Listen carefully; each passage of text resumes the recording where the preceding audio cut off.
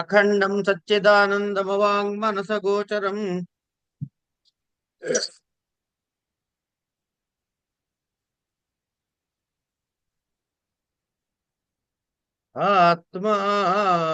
ఆత్మానమఖిలాధారం ఆశ్రయే అభీష్టసిద్ధయే గురుబ్రహ్మ గురుర్విష్ణు గురుర్దేవో మహేశ్వరః గురుః సాక్షాత్ పరం బ్రహ్మ తస్మై శ్రీ గురవే నమః. ఇప్పుడు తత్వమసి అనే వాక్యార్థం చెప్పేసిన తర్వాత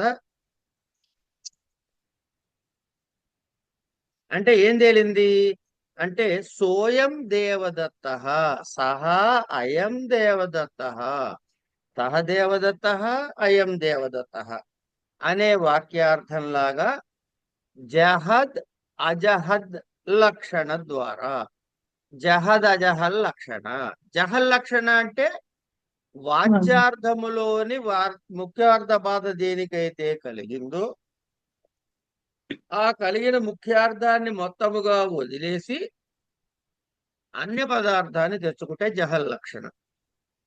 ముఖ్యార్థ బాధ కలిగినటువంటి దాన్ని ఉంచుకుంటూ దానికి తోడు మరొకటి కలపడం ద్వారా దాన్ని సమన్వయం చేసుకుంటే అజహల్ లక్షణ.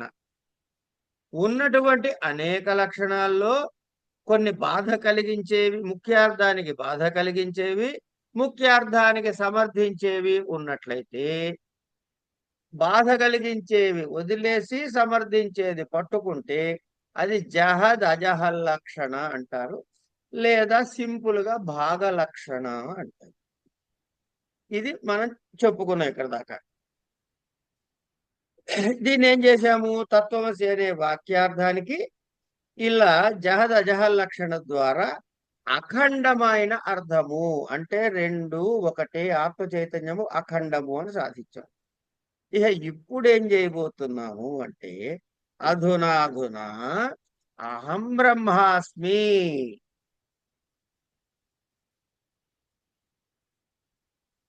అని అంటే తత్వమసి అది అనుభవ వాక్యాన్ని ఇప్పుడు స్పష్టంగా అహం బ్రహ్మాస్మి అనేటటువంటి వాక్యార్థాన్ని మనం చెప్పుకోబోతున్నాము. ఏమిటది అంటే అధునా అహం బ్రహ్మాస్మి ఇది అనుభవ వాక్యార్థ వర్ణ్యతే. ఏవం ఆచార్యేణ అధ్యారోప అపవాద పురస్సరం తత్వం పదార్థయోః శోధయిత్వా పదార్థైః శోధయిత్వా సారీ పదార్థౌ శోధయిత్వా వాక్యేన అఖండార్థే అవబోధితే అధికారిణః అహం. ఎవరు నేను అధికారిణః అహం నిత్య శుద్ధ బుద్ధ ముక్త సత్య స్వభావ పరమానంద అనంత అద్వయం బ్రహ్మ అస్మి ఇది అఖండాకారాకారిత చిత్తవృత్తి ఉదేతి. చిత్తవృత్తిరుదేతి సాతు చిత్త ప్రతిబింబ సహిత సతీ ప్రత్యక్ అభిన్నం అజ్ఞానం పరబ్రహ్మ విషయీకృత్య తద్గత అజ్ఞానం ఏవ బాధతే. తదా పటకారణ తంతుదాహే పటదాహవత్ పటకారణ తంతుదాహే పటదాహవత్ అఖిల కారణే అజ్ఞానే బాధితే సతి ఏమిటవుతుంది తత్ కార్యస్య అఖిలస్య బాధితత్వాత్ తద్ అంతర్భూత అఖండాకార ఆకారిత చిత్తవృత్తి అపి బాధిత భవతి. తత్ర తత్ర ప్రతిబింబం తత్ర ప్రతిబింబితం చైతన్యం అపి యథా దీప ప్రభా ఆదిత్య ప్రభా అవభాసన అసమర్థా సతి తయా అభిభూతా భవతి తథా స్వయం ప్రకాశమాన ప్రత్యగ్ అభిన్న పరబ్రహ్మ అవభాసన అంత అనర్హతయా తేన అభిభూతం సత్ స్వ ఉపాధిభూత అఖండ చిత్తవృత్తే బాధితత్వాద్ దర్పణ అభావే ముఖ ప్రతిబింబస్య ముఖమాత్ర తత్వవత్ దర్పణ అభావే ముఖ ప్రతిబింబస్య ముఖమాత్రత్వవత్ ప్రత్యగ్ అభిన్న పరబ్రహ్మ మాత్రం భవతి అని మనకి ఈ వాక్యఖండ ఈ గద్యఖండంలో చెప్పాడు. అంటే ఏమిటి? ఇప్పుడు నేను బ్రహ్మమును అని తెలుసుకోవాలి. ఎట్లా? అనుభవ వాక్యార్థము యొక్క ఇప్పుడు వర్ణన మనం చేసుకోబోతున్నాం. ఇప్పుడు ఏం చేశారు గురువు? అధ్యారోపము అపవాదము సహితముగా మనము గురువు దగ్గర తత్ అలాగే త్వం ఈ రెండు పదార్థముల యొక్క శోధన చేశాం. అంటే దాన్ని చింతన చేశాం, పరిశీలించాం. అందులో ఏం చెప్పబడింది, దీన్ని ఎలా అర్థం చేసుకోవాలి అంటే తత్ అంటే పరోక్షము, త్వం అంటే ప్రత్యక్షము. కాబట్టి పరోక్ష ప్రత్యక్షయాలకి ఏకత్వం ఎలా కుదురుతుందయ్యా? కుదరదుగా అని అనిపిస్తే అలా కాదయ్యా, ఈ వాక్యం ద్వారా మనము అఖండ అర్థాన్ని అంటే ఏమిటది? జ్ఞానమును కలిగి అఖండ అర్ధ జ్ఞానాన్ని కలిగి ఇంతకీ ఈయనెవడు? నేను అధికారిని. ఆ అధికారినైన నేను ఎలాంటి వాడిట? నిత్య శుద్ధ బుద్ధ ముక్త సత్య స్వభావ పరమానంద స్వరూప అనంత అద్వైత బ్రహ్మను ఇత్యాది అఖండాకారమైనటువంటి చిత్తవృత్తి ఉత్పన్నమవుతుంది. ఎలా ఉత్పన్నమవుతుంది అంటే అసలు చిత్తవృత్తి అంటే ఏమిటండి? అంటే ఏదైతే కర్మేంద్రియ జ్ఞానేంద్రియాల ద్వారా మనకి ప్రపంచములో అంటే జగత్తులో ఉన్న అనుభవాలు చిత్తమునందు ముద్రితమవుతున్నాయో, ప్రతిబింబించబడుతున్నాయో, ఇప్పుడేమవుతోంది? తత్వము అసి అని తెలిసిన తర్వాత అధికారినైన నేను ఎలాంటి వాడిని తెలుసుకున్నాను? నిత్యశుద్ధ బుద్ధ ముక్త సత్య స్వభావ పరమానంద స్వరూపానంతద్వయ బ్రహ్మమును అని తెలుసుకుంటే మిగతా చిత్తవృత్తులు ఏమని వెళ్ళిపోయినాయి. అంచేత ఈ చిత్తములో ప్రతిబింబముతో ఉన్నటువంటి అంటే చిత్తవృత్తులు మిగతా చిత్తవృత్తులన్నీ దేని వల్ల పుట్టాయి? అజ్ఞానము వల్ల కలిగినవి. ఎప్పుడైతే పరబ్రహ్మ సాక్షాత్కారం అయ్యిందో అంటే ఆ చిత్తవృత్తులలో ఉన్న అజ్ఞానము ఎప్పుడైతే బాధ కలిగిందో, ఇప్పుడు ఒక వస్త్రం ఉంది. ఈ వస్త్రానికి కారణం ఏమిటి అంటే అందులో ఉన్న దారపోగులు, తంతువులు అంటాం. ఇప్పుడు ఈ తంతువులు కాలిపోతాయి. వస్త్రం వేరు, తంతువులు వేరు కాదుగా. కనుక తంతువులు అంటే కారణమైన తంతువులు కాలిపోతే కార్యమైనటువంటి వస్త్రం కూడా కాలిపోయినట్టే కదా. అలాగే అలాగే ఈ సంసారానికి కారణభూతమైంది ఏమిటి? అజ్ఞానం. సమష్టి అజ్ఞానం ద్వారానే కదా ఇదంతా జగత్తంతా మనకి సృష్టి చేసుకున్నాం. కారణ ప్రపంచము, సూక్ష్మ ప్రపంచము, స్థూల ప్రపంచం అంటూ మళ్ళీ క్లాసిఫికేషన్ చేసుకున్నాం. ఎప్పుడైతే తత్వము అసి అనేటటువంటి ఉపదేశ వాక్యం ద్వారా తెలిసిందో ఈ అధికారికి ఏం జ్ఞానం కలుగుతోంది? నేను నిత్య శుద్ధ బుద్ధ ముక్త సత్య స్వభావుణ్ణి అని తెలుస్తుంది. కనుక అజ్ఞానం ఏమైంది? మాయమైపోయింది. ఎప్పుడైతే అజ్ఞానం వల్లే కదా మిగతా ప్రపంచం అంతా, సంసారం అంతా వచ్చింది. ఈ సమస్తమైన సంసారానికి అంటే ఇది కార్యము. దీనికి కారణం ఏమిటి? అజ్ఞానము. ఎప్పుడైతే ఈ గురువు వాక్యముల అధ్యారోప అపవాదములతో సహితముగా ఆయన మనకి నేర్పించాడు, అప్పుడు మనకి వచ్చినటువంటి జ్ఞానముతోటి అజ్ఞానము నశించినది. అంటే కారణము నశించినది. కారణము నష్టమవగానే ఎప్పుడైతే కారణము నష్టమయ్యిందో, ఆ నష్టమైన కారణము ద్వారా దాని నుంచి వచ్చిన కార్యమైనటువంటి సంసారము కూడా వినష్టమవుతుంది. అప్పుడు ఏమైంది? అజ్ఞాన నాశనము ద్వారా కార్యరూపమైన సంపూర్ణమైన సృష్టి ప్రపంచముకి బాధ కలిగి, అంటే అది ఉండటానికి అస్తిత్వం లేక, అందులో ఉండేటటువంటి ఎందులో ఈ సర్వ ప్రపంచములో, సృష్టి ప్రపంచములో ఉన్నటువంటి అందులో ఉన్నటువంటి అఖండాకారమైనటువంటి ఈ చిత్తవృత్తులు, అనేక చిత్తవృత్తులు ఉన్నాయి కదా వీటితో సంసారం నుంచి, అవన్నీ కూడా నశించిపోతాయి. ఇప్పుడు చిత్తంలో వృత్తులు లేవు. అందుకే యోగ చిత్త వృత్తి నిరోధ అన్నారు. ఈ యోగ చిత్తవృత్తి నిరోధ అన్న దగ్గర మనకు వచ్చాం. అంటే చిత్తవృత్తి ఫ్రీ అయింది, ఇతర ఏమీ లేదు, నేను అఖండ చైతన్యాన్ని అని తెలుసు. అంటే ఏమైంది? ఈ చిత్తవృత్తిలో ప్రతిబింబితమైనటువంటి చైతన్యము కూడా ఏమండి, ఇది ఏమిటవుతుంది? ఒక దీపము సూర్యప్రభని ప్రకాశింపజేయగలుగుతుందా? ఒక దీపాన్ని పట్టుకుని సూర్యుడిని మనం వెలుతురు చూపించగలుగుతామా?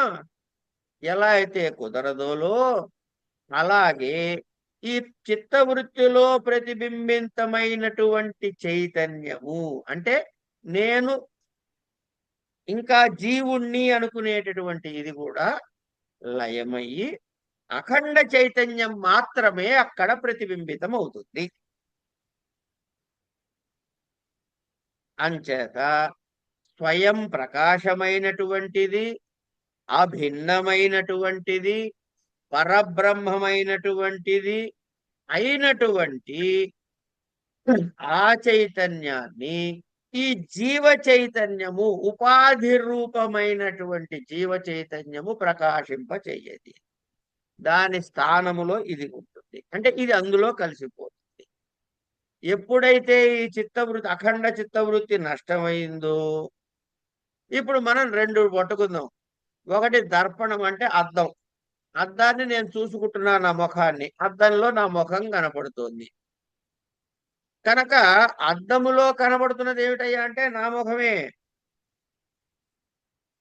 అయితే ఈ దర్పణం తొలగిపోతే నా ముఖము యొక్క ప్రతిబింబము చూడాలి, కనపడుతుంది అనే అపేక్ష లేదుగా. కేవలం ముఖం మాత్రం మిగులుతుంది. అంటే ఈ జగత్తు సంసారంగా ప్రతిబింబితమైనటువంటి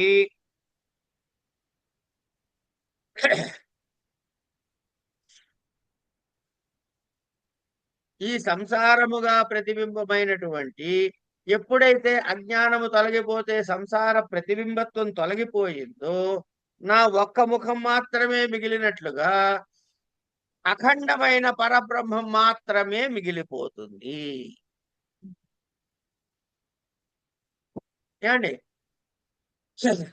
అంటే ఏం చేసాం మనం ఇక్కడ? ఈ భాగములో ఉన్న వేదాంత విషయాన్ని మనం అర్థం చేసుకోవటం కోసం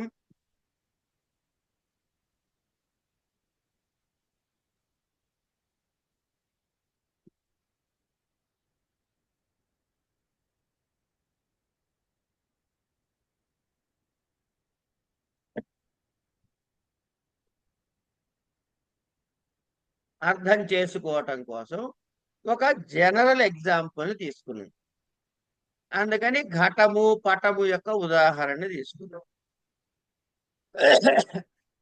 పటానికి కారణము తంతువులు, ఘటానికి కారణము మృత్తిక. అసలు మృత్తికే లేదు పోయా అన్నాం అనుకోండి, ఘటం ఎక్కడి నుంచి తయారు చేస్తారండి?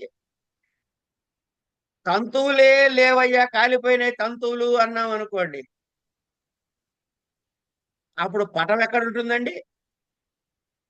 కనుక కారణము నశిస్తే కార్యము కూడా వాడంటే ఖుద్ బఖుద్ నశించిపోతుంది, దానంతట అదే నశించిపోతుంది. అంచేత మనం ఏం చేయాలట అంటే, ముందుగా చేయాల్సింది ఏమిటయ్యా అంటే, అజ్ఞానము ద్వారా ఈ పదార్థముల యొక్క సంబంధాన్ని దూరం చేసుకుని, చిత్తములో వాటి ప్రతిబింబ పదార్థాలు ఏవైతే ఉన్నాయో, ఆ ఆకార ధారణ ఏవైతే చేసి భాషిస్తున్నాయో వాటిని పరిశీలించాలి. అంచేత ఈ కనపడే సమస్త పదార్థాలకి ఏమిటవి? జడములు. కనుక అందులో స్వయం ప్రకాశితమైన శక్తి ఉండదు. అంచేత ఏమిటవుతోంది? దీని లేకపోవటం చేత చిత్తములో ప్రతిబింబించటము అన్నది చైతన్యముతోటే జరుగుతుంది. అందుకనే మనం ఏం చేస్తున్నామంటే, అజ్ఞానాన్ని దూరం చేసుకునే ప్రయత్నం చేస్తున్నాం. చేయటం ద్వారా ఈ బుద్ధి యొక్క వృత్తి చిత్తములో ప్రతిబింబ రూపముగా ప్రతిఫలించటం ద్వారా లేదా ఆభాస ద్వారా ఏదైతే ఉందో, కారణము నశించిన తర్వాత ఇది నశించి బ్రహ్మ సాక్షాత్కారము కలిగినప్పుడు కేవలముగా ఆ బ్రహ్మ సాక్షాత్కారమునకు సంబంధించిన విషయాలు మాత్రమే, అంటే బ్రహ్మ సాక్షాత్కారంలో కేవలముగా అజ్ఞాన విషయాలు దూరం అయిపోయి చిత్తములో ప్రతిబింబ రూపముగా ఉన్నటువంటి ఆభాస కూడా అవసరము లేదు కనుక అది తొలగిపోయి కేవల బ్రహ్మ చైతన్యము స్వయం ప్రకాశమానమై ఉంటుంది. కనుక జడమునకు ఇతర సపోర్టుతో ప్రకాశమానం కాదు, బ్రహ్మజ్ఞానము కలిగిన వాడికి స్వయం ప్రకాశితమైనటువంటి చిత్తమునందు అది స్వయం ప్రకాశమానమై ఉంటుంది. దీన్ని ప్రకాశింపజేయడానికి, పరబ్రహ్మ చైతన్యాన్ని ప్రకాశింపజేయటానికి ఇతరత్ర ఏ అపేక్ష మనకి లేదు. అంచేత లౌకిక జ్ఞానానికి బ్రహ్మజ్ఞానానికి తేడా ఇదే. లౌకిక జ్ఞానంలో ఇంత కేవల బ్రహ్మ చైతన్యం మాత్రమే ఉండదు. కనుక ఏంటన్నమాట, వేదాంత దృష్టితో మనం చూసినప్పుడు గురువు దగ్గరికి ఇంతకీ ఎవరు వెళ్ళాలండి? కేవలంగా అధికారి మాత్రమే వెళ్ళాలి. వాడికే అధ్యారోపము అపవాదం అనే న్యాయాలతో తత్వమసి వాక్యాన్ని బోధించాడు. గురువు అక్కడ వరకే తీసుకెళ్ళాడు మిమ్మల్ని. అయిన తర్వాత ఏం చెప్పాడు? తత్వమసి ఒక మహావాక్య బోధ జరిగిన తర్వాత చాలా స్పష్టముగా అది మనకి అనుభవంలోకి రావాలి. వచ్చిన తర్వాత అంటే ఇప్పుడు తత్వమసి అర్థం తెలిసిపోయిందండి, కానీ ఇంకా జస్ట్ అహం బ్రహ్మాస్మి తెలిసేసుకుంటే మొత్తం వేదాంతం అయిపోయింది కాదు. ఇది వచ్చింది ఈ అనుభవంలోకి రావాలి, ఇది మనకి రూఢి కావాలి బాగా.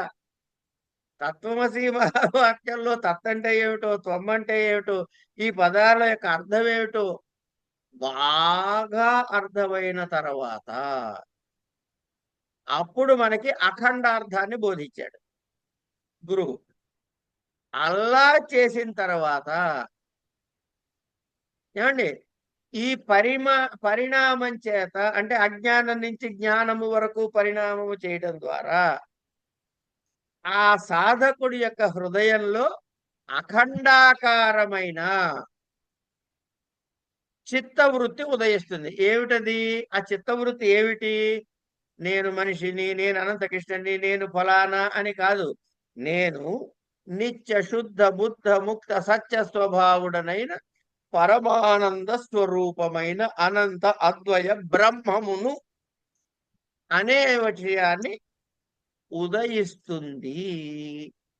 అంచేత ఈ ఉదయిస్తుంది అనే పదం చాలా కీలకమైన పదం. పొద్దున్నే సూర్యుడిని బావిలో నీళ్లు తీసినట్టు చేదవేసి పైకి తోడుతున్నామా మనం? అది స్వయముగా పైకి రావాలి. ప్రయత్నంతో రాడు సూర్యుడు పైకి. అట్లాగే ఉదయించుట అంటే అది దానంతట అది జనించాలి గాని దానికి ప్రత్యేకమైన సాధన కాదు. అది ఎప్పుడు కలుగుతుంది అంటే ఈ చిత్తవృత్తిలో ఎప్పుడైతే అతనికి ఈ తత్వశ్రీ మహావాక్యము యొక్క సమగ్రమైనటువంటి అవగాహన అర్థము చిత్తమునందు వచ్చాక ఆ అఖండమైన అర్థము సమగ్రముగా అనుభూతిలోకి వచ్చాక వద్దన్న ఉదయించేది ఏమిటయ్యా? వద్దన్న ఉదయిస్తుంది ఇది. ఏమిటయ్యా అంటే నేను నిత్యశుద్ధ బుద్ధముక్త సత్య స్వభావుడు ఇత్యాది అని తెలుస్తుంది. అయితే ఇక్కడ ఒక డౌట్ రావచ్చండి మనకి. ఏమిటని అంటే చిత్తవృత్తితో చిత్తవృత్తి జడం కదా, మరి స్వయం ప్రకాశము నిత్యశుద్ధ బుద్ధముక్త అనేటటువంటి విషయం ఏదైతే ఉందో అది తన విషయం గనక అది తనంతట తానుగా ఉదయించే శక్తి లేకపోవచ్చు కదా. చిత్తవృత్తి జడము, మరి జడములో స్వయంగా ఎట్లా ఉదయిస్తుంది అది కనుక ఉదయించడానికి కుదరదు కదా అని ఎవరైనా అంటే నాయనా ఒక దీప ప్రకాశము సూర్యమండలాన్ని ప్రకాశింప చేయలేదు. ఈ విషయం నీకేం అభ్యంతరం లేదు కదా నేను ఇట్లా చెబితే? ఆహా, అబ్బే లేదండి అంటాడు. ఇప్పుడు ఒక దీపాన్ని పెట్టాం. దీపములో ఒక వెలుగు ఉన్నది. సూర్యుడి వెలుగు వచ్చింది. ఇప్పుడు మనం ఏమనాలి? సూర్యుడు దీపము కలిసి వెలుతురు అంతే కదండి. మనం దీపం పెట్టాము. దీపానికి ఒక వెలుగుంది. సూర్యుడు ఉదయించాడు. సూర్యుడికి ఒక వెలుగుంది. ఇప్పుడు మనం ఏమనాలి? ధర్మం అయితే దీపము ప్లస్ సూర్యుడు వెలుగు కలిసి వెలుగు ప్రపంచానికి ప్రసాదిస్తుంది అనాలి. ఇప్పుడు దీపాన్ని తీసేద్దాం. వెలుగు ఏమన్నా తగ్గిందా కొంచెం అన్నా? తగ్గలేదు కదా. అనగానేమి దీపపు వెలుగు సూర్యప్రకాశము రాగానే అందులో కలిసిపోయింది. సరిగ్గా అలాగే చైతన్యం ఎప్పుడైతే తనంతట తాను ఉదయించిందో ఈ ప్రతిబింబ చైతన్యం అందులో కలిసిపోతుంది. దీప ప్రకాశము ఏ విధంగా సూర్యప్రకాశములో అంతర్గతమైపోయి సూర్యప్రకాశము మాత్రమే మిగిలిందో అంచేత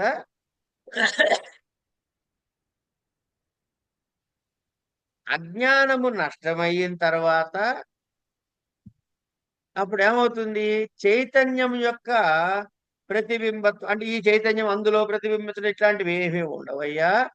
కేవలమైన పరబ్రహ్మ విషయకమైనటువంటి అజ్ఞానము అనే ఆవరణ నష్టమైపోగానే దాంతో పాటే వద్దన్నా కూడాను విక్షేప శక్తి నష్టమైపోగానే అప్పుడు మిగిలినది ఏమిటయ్యా అంటే ఈ అధికారికి నేను నిత్యశుద్ధాదులటువంటి వాడిని అనే అనుభూతి కలుగుతుంది. ఇక్కడ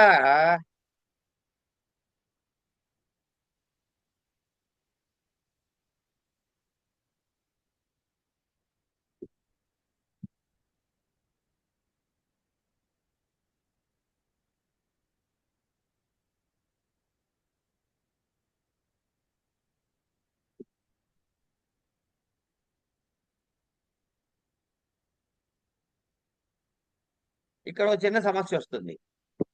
ఏమని అంటాడంటే,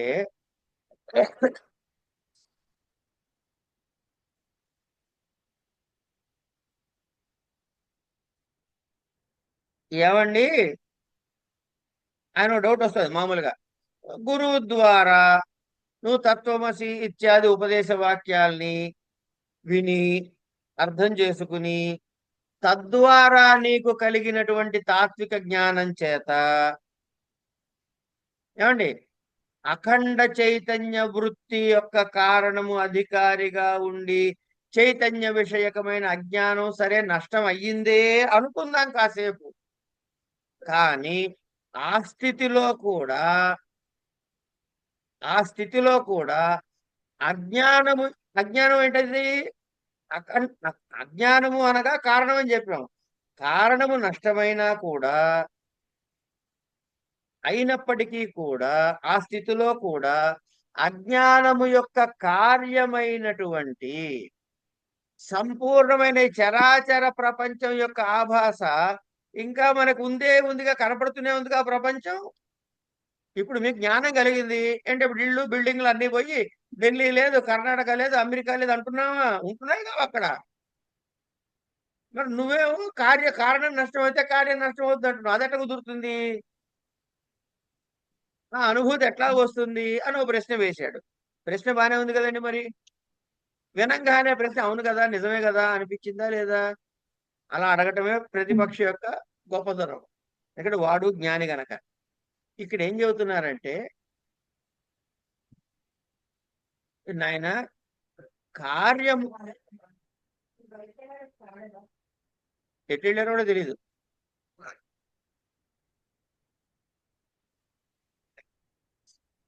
మామూలు మన విషయం ఏమిటి అంటే, కారణము నష్టమైన తర్వాత కార్యము స్వతహగా నష్టం జరిగిపోతుంది. ఎలా? ఎలాగైతే పటమునకు కారణమైన తంతువులు నష్టమైపోతే పటము కూడా నష్టమైపోతుందో అలా ఇక్కడ సంపూర్ణ చరాచర ప్రపంచం కార్యమైతే దానికి అజ్ఞానం కారణమైతే అజ్ఞాన రూపమైన కారణం నష్టమయిన తర్వాత చరాచర ప్రపంచ రూపమైన కార్యము కూడా స్వతహాగా నష్టమైపోతుంది. అదేంటండి అట్లా నష్టమవుతుంటారేంటి? నాకు కనపడుతోంది కదా, ప్రపంచం కనపడుతోంది కదా అనంగానే మనం ఏం చేయాలి అంటే, ఒకసారి దీపావళి పండగప్పుడు పంచదార చిలకలు కొనుక్కోవడానికి వెళ్ళి పిల్లాడిని తీసుకెళ్ళాలి. వెళ్తే వాడు నాకు ఏనుగు బొమ్మ కావాలి, నాకు కుక్క బొమ్మ కావాలి, నాకు చిలక బొమ్మ కావాలంటాడు. ఇది ఎన్ని కిలోల పంచదార అయ్యా అని తీసుకెళ్లిన తాతో తండ్రో అడుగుతాడు. ఆ ఉన్న చిలకలవే, ఏనుగులవే, అవన్నీ అవే. కానీ దర్శించిన కంటికి పంచదార కనపడుతోంది, ఏ అఖండమైన పంచదార దర్శిస్తోంది. అజ్ఞానముతో ఉన్నవాడికి ప్రపంచం దర్శనం అవుతోంది. కనుక స్థూలమైన ఈ ప్రపంచంలో మనకి పరమాత్మ చైతన్యముగానే దర్శించబడుతుంది. కనుక ఎక్కడా తేడా లేదు నాయన. అన్యులకి ప్రపంచము, జ్ఞానికి అది చైతన్యము కనుక అని సమాధానం చెప్పి ఇట్లా మనకి దర్పణాన్ని ఉదాహరణగా చెబుతాడు. ఏమిటది అంటే, ఒకవేళ దర్పణంలో నీ ముఖం ప్రతిబింబం అవుతోంది కదయ్యా, కానీ దర్పణం అంటే అద్దమే లేకుండా పోతే ఏం మిగిలింది? అద్దంలో ఉన్నటువంటి బొమ్మ లేదు, కేవలం నా ముఖం మాత్రమే మిగిలింది. అంటే ప్రతిబింబము ప్రతిబింబము ముఖము కన్నా భిన్నమైంది కాదు. ప్రతిబింబము బింబ కన్నా భిన్నమైనది కాదు. కానీ ఇతరము మీద అది ప్రతిబింబిస్తోంది అంతే, కానీ అసలు మాత్రమే మిగులుతుంది. సత్యము ప్రతిబింబము భాస మాత్రమే, ఆభాస మాత్రమే. సరిగ్గా ఇలాగే వృత్తిలో అంటే చిత్తవృత్తుల్లో ప్రతిబింబించబడిన చైతన్యము ఎప్పుడైతే వృత్తుల యొక్క నష్టం జరిగిందో ప్రత్యేకముగా మళ్ళీ ప్రతిబింబ చైతన్యం అక్కడ స్థితత్వం లేదయ్యా.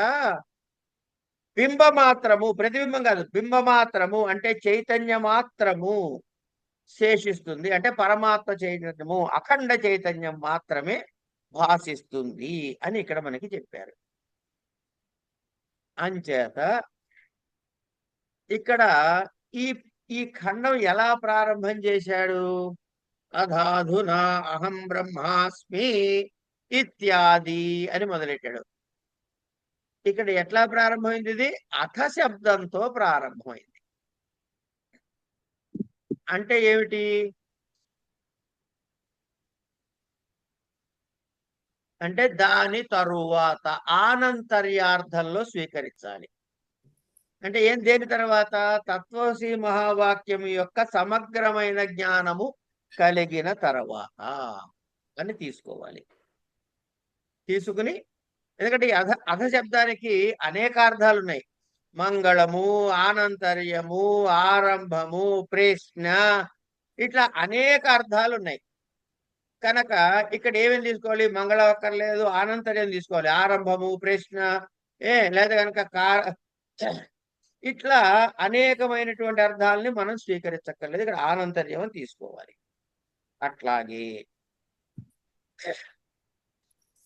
బ్రహ్మ చైతన్యము అవిద్య యొక్క, శుద్ధ అవిద్యాదుల యొక్క దోషముతో లేనటువంటిది, స్వయం ప్రకాశమైనటువంటిది, జడము ఇత్యాది దోషములు లేనటువంటిది. ఇక్కడ జాగ్రత్తగా గమనించండి, అవిద్యాది దోషములు లేవు. అజ్ఞానం లేదు కదండి. ఇంకా అవిద్యాది దోషములు లేని బ్రహ్మము కాబట్టి దోషములు లేని దాన్ని ఏమంటాము? శుద్ధమైనది అంటాం. తర్వాత అది వేరే వాళ్ళ ఆధారముతో, అంటే జడముగా కాకుండా స్వయం ప్రకాశక శక్తి కలిగినటువంటిది కనుక ఇది బుద్ధ, అంటే స్వయం ప్రకాశకత్వము కలిగినది. తర్వాత ఏ ఉపాధితో ఆలంబన చేసుకుని ఉంటుందండి? ఏ ఉపాధితోటి ఆలంబన చేసుకుని ఉన్నట్లే పరబ్రహ్మ చైతన్యము. దేనితోటి అటాచ్మెంట్ లేదు, దేనితోటి లింక్ లేదు. కనుక అంటే ఏంటి? ఏ ఉపాధులతోటి ఏమాత్రము సంబంధము లేనటువంటిది. సంబంధం ఉంటే బంధము, సంబంధం లేతే ముక్తము. తర్వాత ఇది మనకి కార్యరూప ప్రపంచములాగా నశ్వరమైనదా? కాదు, శాశ్వతమైనది. అంటే ఇప్పుడు గతములో లేక ఇప్పుడు ఉండి తర్వాత లేకపోవటము. ప్రాగభావ అస్తి, ప్రధ్వంసాభావ, ఈ స్థితి లేదు. అప్పుడు ఉంది, ఇప్పుడుంది, రేపు ఉంటుంది, త్రికాలముల యందు ఉంటుంది. త్రికాలాబాధ్యం, దాని పేరేమిటి? సత్యం. కనుక సత్య స్వభావ. సరే, ఎక్కడుందయ్యా ఇది? దేశము, కాలము ఇత్యాది దృష్టితో పరిచ్ఛిన్నము చేయబడినది కాదు, దేశకాలములతో పరిచ్ఛిన్నమైనది కాదు. కనుక ఇక్కడుంది. ఇక్కడి నుంచి దీని ముందు ఎప్పుడుందయ్యా? ఓ నిన్నుంది, మొన్నుంది, అటు మొన్నుంది, అటు మొన్నుంది అని చూస్తే ఇటు అనాదిగా ఉంది, ఇటు అనంతముగా ఉంది. కనుక అనంతం. తర్వాత ఇంకేమన్నా ఉన్నాయా? ఇది ఒక్కటి తప్ప, పరబ్రహ్మ చైతన్యం తప్ప ఇంకేమన్నా ఉందా? రెండోది లేదండి. అంచేత అద్వయ అన్నారు. అందుకని ఆయనకి ఏం తెలిసింది? జ్ఞానికి అహం నిత్య శుద్ధ బుద్ధ ముక్త సత్య స్వభావానంతాద్వయ పరబ్రహ్మ చైతన్యం తెలిసింది. ఎందుకు అనిపించాడు? ఇగో ఈ కారణాల వల్ల ఈ వీటికి అర్థాలు అవి. నిత్య శుద్ధ బుద్ధ ముక్త సత్య ప్రస్వభావ అంటే ఏమిటంటే ఇది అర్థం. ఇలా అఖండాకారమైనటువంటి ఆ చైతన్యము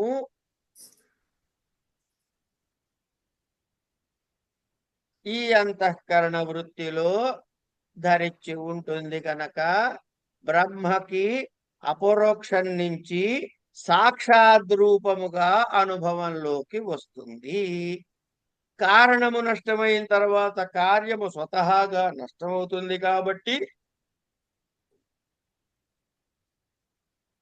ఇక్కడ మనకి ఈ దీపము తరువాత సూర్యకాంతి యొక్క ఉదాహరణ ద్వారా మనకి సూర్యకాంతిలో దీపము మెర్జ్ అయిపోతుంది అనే విషయాన్ని చెప్పారు.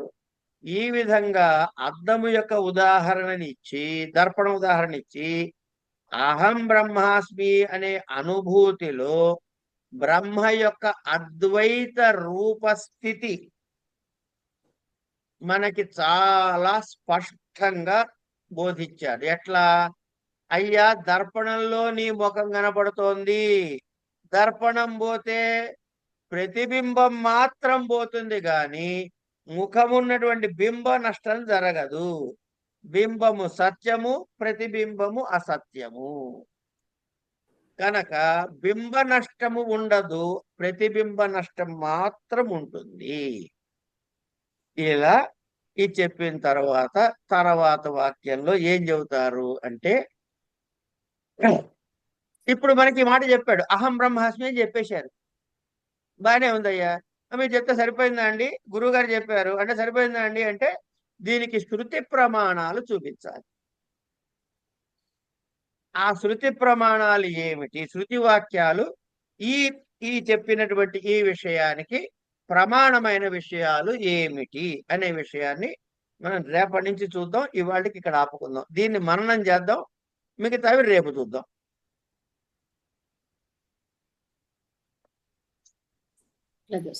ఈ శ్లోకం ఏదో అండి, ఏదండి వినపడుతుంది చెప్పండి. ఇప్పుడు చెప్పిన పాఠం అండి, దక్షిణామూర్తి స్తోత్రంలో విశ్వం దర్పణ అనే శ్లోక మంత్రానికి అనిపిస్తోందండి. అయ్యా, అదంతా వేదాంత సారవే. ఆ మహానుభావుడు అన్ని పిండి పిండి పిండి పిండి క్యాప్సూల్ తయారు చేశాడు. విశ్వం దుర్పణ దృశ్యమాన నగరీ నిజాంతర్గతం పశ్యన్నాత్మని మాయయా బహిరివోద్భూతం యథా నిద్రయా. అదే కదా, యత్ సాక్షాత్ కురుతే ప్రబోధ సమయే స్వాత్మానమేవాద్వయం తస్మై శ్రీ గురుమూర్తయే నమ ఇదం శ్రీ దక్షిణామూర్తయే. మీ పుణ్యమాన్ని 189 సార్లు విన్నా కాబట్టి నోటు కొద్దిగా వచ్చింది ఇది.